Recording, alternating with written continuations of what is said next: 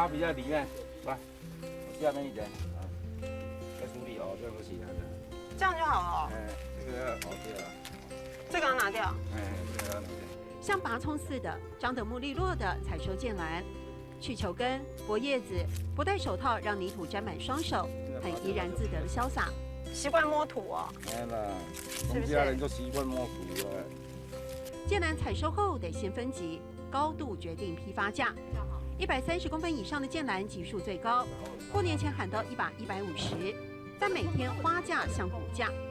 台北、台中、彰化、台南、高雄5大拍卖场，花往哪儿出，得做功课，从报表数字做判断。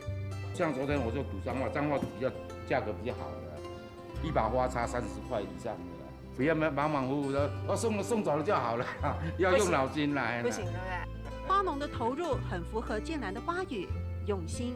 台湾的剑兰种球来自荷兰，品种决定花色，一年四季都能推陈出新。这个冬天的品种，黄的一个白的也很不一样啊。稍微剥开来看，产销班长突然提醒，这可是挑花的门道。含苞待放的剑兰看来都差不多，该怎么挑？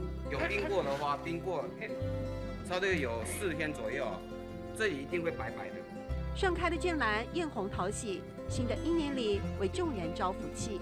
剑兰有人觉得感觉比较尖锐一点，所以在台北的拍卖场，他们叫它不同名字哦。叫乌兰，福兰，福气的福，比较吉祥如意一点，送喜气给大家。